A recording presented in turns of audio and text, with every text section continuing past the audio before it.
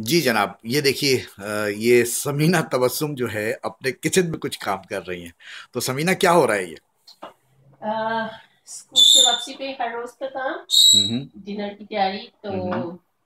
ऐसा है कि यहाँ पाकिस्तान की तरह रवाज नहीं है 3 टाइम खाना खाने का। हम्म। मोस्टली हम लोग सुबह नाश्ता करते हैं, सब बहुत अच्छा।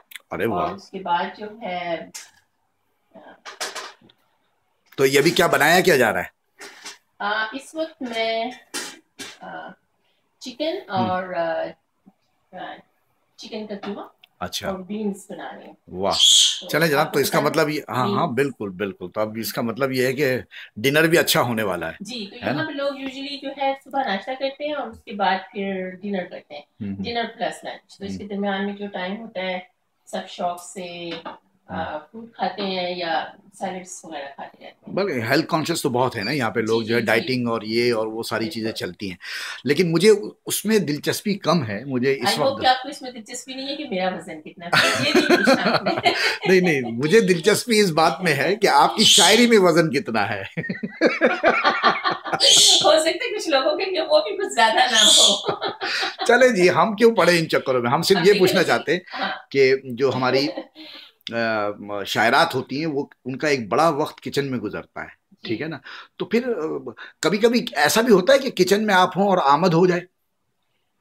अ, मजे की बात यह है कि किचन में जरूर आमद होती है। मेरा ख्याल है सारे वक्त की मसरूफियत के बाद वही एक टाइम है। हम्म। यही एक टाइम है जब मैं कुकिंग कर रही हूँ, अपने कामों में अपने आप में बिजी हूँ, तो it's my favourite time actually. और बहुत सारे बाकी लोगों की तरह कनाडा में, हम्म। जहाँ मुझे बाहर खाना खाना कुछ ज्यादा पसंद नहीं है और मैं हम्म। खाने के मामले में बहुत पिकी हूँ। तो अच्छा। हर रोज जॉब से आने के बाद मैं खाना भी बनाती हूँ। हम्म। और मतलब जो भी मुझे खाना है, हर रोज रोटी भी बनाती हूँ। तो आप यकीन रखें कि मैं कोई बर्गर फैमिली टाइप की खातून नहीं हूँ। हम्म। तो इसी लिखने पढ़ने के दौरान ही जो है वो बहुत सारे ख्याल आते हैं, लेकिन ऐसा कभी नहीं हुआ कि उस दिन घर में खाना नहीं पका हो हम्म। या फिर ये है कि मैं लिख ना सकी हूँ। हम्म। तो जब इंसान लिखना शुरू करता है, मेरा ख्याल है औरतें लिखना शुरू करती हैं, तो बाकी जो उनके बहुत सारे मसले होते हैं हम्म। उसके साथ साथ वो अपनी जिंदगी को, अपने टाइम को मैनेज करना सीख जाती हैं खुद ब खुद। तो बहुत सारा है, अगर आप मेरे ड्रॉर्स देखें तो घर के हर कमरे में हम्म। वॉशरूम से लेके किचन, लिविंग रूम, बेडरूम, हम्म। हर जगह जो है पेपर पेंसिल हम्म। हमेशा मेरे साथ रहता है। इवन के मैं उम्मूमन कोई किस वक्त आप लिखती हैं? लिखने का कोई टाइम नहीं है। अच्छा। हाँ, उसे पोस्ट करने का या फाइनलाइज करने का टाइम जो है वो शाम को 8 बजे के बाद। हम्म। क्योंकि अपने सारे कामों से फाड़ी होके, हम्म। तो उसमें ये होता है कि फिर मैं मेरी जो मुझे पसंद है अपनी आदतें, उसमें से एक अच्छी आदत ये है कि रात को 9 बजे के बाद मैं अपना फोन बंद कर देती हूँ बिल्कुल। अच्छा। और वो मेरा टाइम है, उसमें अच्छा। मुझे क्या करना है क्या नहीं करना ये मैं खुद डिसाइड करती हूँ। तो मोस्टली मैं उसमें पढ़ने लिखने का काम कर रही होती हूँ। दिन में जो मेरे ख्याल आए होते हैं या जो आधी अधूरी नज़में होती हैं या वो नज़में जिनका ख्याल, जो बुनियादी ख्याल है वो मैंने पेपर पे लिख लिया होता है, लेकिन उसको बैठ के एक नज़म की शक्ल देना और फिर उसे पोस्ट करना जो है वो शाम को होता है। हम्म। लेकिन कुकिंग के दौरान जो ख्यालात आते हैं, मेरा ख्याल है वो ज्यादा मजेदार होते हैं। जाहिर है, क्योंकि स्पाइसी वो होते होंगे। जी, स्पाइसी तो जरूर होते हैं। और कुछ लोगों को मेरा ख्याल है इन स्पाइसेस से थोड़ी परहेजी भी हो जाती है।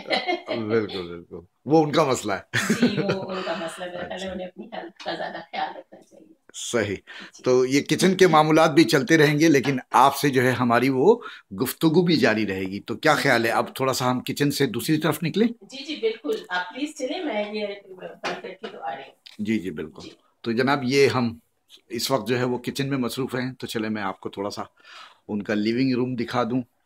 ये देखिए, बहुत सारी किताबें विताबें भी पड़ी हैं यहाँ पे, वो भी आप नज़र डालेंगे इस पर। तो समीना इस तरफ आ रही हैं, तो समीना से वो जो गुफ्तगू हमारी थी वो वहाँ जहाँ ख़त्म हुई थी, वहाँ से हमने दोबारा शुरू करना है। और जी उनसे ये पूछना है कि आप जो है वहाँ तो आप टीचिंग कर रही थी, और फिर मैंने उस वक्त बता दिया कि यहाँ लिंक क्लासेस में आप एज ए टीचर हैं। जी जी। तो वो बातें हम टीचिंग की करेंगे, लेकिन उससे पहले मैं चाहता हूँ ये लोगों को पता चले कि आप कनाडा कब आएँ। जी, शायद कुछ लोग ये भूल जाते हों कि वो कनाडा कब और किन हालात में आए थे। लेकिन अगर मैं चाहूँ भी तो दुनिया मुझे भूलने नहीं देती। और उसकी वजह ये है कि मेरे कनाडा आने का टाइम जो है और जो तारीख है वो उस तारीख ने इस दुनिया का दुनिया की बहुत, तारीख और जोग्राफिया बदल दिया बिल्कुल बिल्कुल, मैं एग्जैक्टली यही कहने लगी थी कि है। दुनिया का तारीख बदल दी है, जैसा कि आपने कहा। मैं एक्चुअली सितंबर 11 2001 में आई थी। 9/11। मतलब 9/11 जी, उसको जो आम लफ्जों में आम फहम उसमें कहा जाता है। जब हम घर से चले थे तो उस वक्त बिल्कुल अंदाजा नहीं था कि ऐसा भी कुछ हो सकता है। हम इतिहाद एयरलाइन से आ रहे थे और ये पता था कि हमें अभी दिल्ली में कुछ घंटे क्याम करना है और उसके बाद जो है डायरेक्ट फ्लाइट होगी कनाडा के लिए। लेकिन इत्तेफाक से जब हम वहाँ पहुँचे तो हमें पता चला कि कोई भी फ्लाइट्स जो हैं वो कंटिन्यू नहीं रह सकती और सम हाउ सारी फ्लाइट्स जो है उस वक्त उन्होंने हीथ्रो एयरपोर्ट की तरफ मोड़ दी थी। तो अच्छा। जो भी कनाडा और अमेरिका आने वाली फ्लाइट्स थी वो सारी वहाँ पे आ रही थी। उस वक्त तो हमें पता नहीं चला, जब हमें ये अंदाजा था कि इतने टाइम के बाद हमें लैंड करना है। वो टाइम गुजर गया हाफ एन आवर और हम लोग हवा में चक्कर लगा रहे थे और ओहो। पायलट ने उस वक्त कहा कि कोई इमरजेंसी हो गई है जिसकी वजह से हम अभी लैंड नहीं कर सकते, तो we are waiting for the queue. तो सबको इस बात पे ऑफ कोर्स हवा में अब पता नहीं कितनी हम्म। बुलंदी पे होते हैं, अल्लाह मियाँ के सहन में बैठे हुए कहीं। हम्म। तो सारे इस बात से बहुत खौफजदा भी थे, परेशान भी थे, लेकिन उसने ये कहा कि हमारे जहाज में कोई मसला नहीं है, हम्म। कोई बाहर प्रॉब्लम है। लेकिन हमें पता नहीं कि क्या मसला है। बहरहाल तकरीबन आधा पौना घंटा हवा में बुलंद रहने के बाद जो है हमने लैंड किया और वो हीथ्रो एयरपोर्ट, हम्म। जो कि हमारे प्लान में या हमारे जर्नी में बिल्कुल कोई डेस्टिनेशन नहीं थी। हम्म। और वहाँ पे उन्होंने हमें बता दिया कि इस वक्त हमें कुछ नहीं पता कि क्या हो रहा है, तो आप अपना अपना लगेज जो है ढूंढ लें। और वो यकीन करें कि मैं तो खैर आपको पता है पाकिस्तानी हूँ, हमें बेतरतीबी, बदनज़मी और हंगामी हालात का हमेशा ही सामना रहता है। और लेकिन वहाँ देख के मैं बहुत ही हैरान हुई कि वहाँ ढेर लगे हुए थे। हम्म। जो भी फ्लाइट्स आ रही थी उनके पास इतना टाइम नहीं था कि वो एक बाकायदा प्रॉपर तरीके से सारे सामान को लोगों के हवाले करती। बस उन्होंने कहा कि ये सारे जो है सूटकेसेस और एवरीथिंग है, ये फलां फ्लाइट की है, ये फलां की है, इसमें से जाएं और अपना सामान और ढूंढ आप तो लें। एज ए इमिग्रेंट आ रही थी उस वक्त, तो बहुत सारे ओह सामान के गॉड, साथ आप आते है ना। सोच नहीं सकते। हाँ। तो 3 अदद बच्चे जो कि छोटे थे उस वक्त, हाँ। हाँ। और फिर उसके साथ एक सबसे छोटा बच्चा हम्म। मेरा शौहर जो कभी बड़ा नहीं होता। हम्म। एनीवे और हमारे पास 5 हैंड कैरीज थे और उसके अलावा बच्चों के जो थे, जो बैग्स थे उन्होंने अपने अपने उठाए हुए थे। तो वो सारे इतना सारा यानी 11 पीसेस थे हमारे पास जो अच्छा। लगेज हाँ, हमने जाहिर। उठाया हुआ था बिल्कुल। 5 लोगों ने। तो तो क्या सूरत हाल रही, एयरपोर्ट पे ही आपको रखा या कहीं बाहर ले गए? और अम, ये भी 9/11 का जो वाकया हुआ वो आप लोगों को उस वक्त तक पता चल चुका था? कितने दिन रहे ये थोड़ा सा? जी, हमें उस वक़्त तक जब तक कि हमें अपना सामान ढूँढने में जो मुश्किलात और मसले हो रहे थे उसके अलावा हमें कुछ नहीं पता था कि हो क्या रहा है। अच्छा। क्योंकि वहाँ इस कदर ज़्यादा अफ़रा-तफ़री मची हुई थी, लोग इतने जाहिर। परेशान थे, पूरी दुनिया से फ्लाइट्स जो थी आके लैंड हो रही थी और यकीन करें ये हाल था कि लैंड होने की भी जहाज़ों के लिए जगह नहीं बची थी। तो उस वक़्त बहुत ही बुरा हाल था।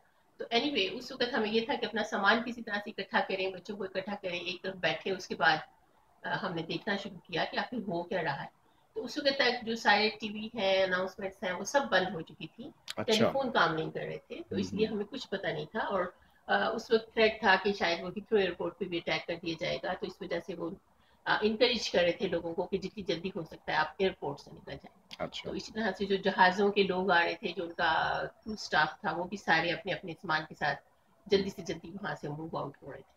और मजे की बात यह है कि उस वक्त हमारे पास वीजा तो नहीं था इंग्लैंड का, लेकिन उन्होंने हंगामी सूरत हाल की वजह से मोस्टली लोगों को जो है वो एक एक हफ्ते का वीजा दे दिया था कि अगर कुछ आप बंदोबस्त करना चाहते हैं बाहर तो चले जाए। जाहिर है हजारों लोग थे वहाँ, हम्म। लेकिन उस सारे उसमें भी अफरा तफरी में भी परेशानी में भी जो उस वक्त मैंने एक बहुत ही अच्छी बात देखी जिस जो मुझे हमेशा याद रहती है कि जब थोड़ा सा तकरीबन 2-3 घंटे के बाद उस वक्त रात हो गई हुई थी, तो उस वक्त जो कुछ मैंने देखा उसने मुझे हैरान कर दिया और मुझे अंदाजा हुआ कि मगरिब में लोग कितने ऑर्गेनाइज होते हैं। बिल्कुल। हालात चाहे कुछ भी हो, वो किसी ना किसी तरह उनको मैनेज कर ही लेते हैं। बिल्कुल। और हम भी आज किसी ना किसी तरह अपनी वीडियोस और आपसे गुफ्तगू को मैनेज कर रहे हैं। जी। तो ये हिस्सा यहाँ मुकम्मल हो रहा है। तो बिल्कुल। समीना तबस्सुम, जिनका मजमूआ कलाम नया चांद, इनसे मजीद गुफ्तगू अगले हिस्से में। जी बिल्कुल।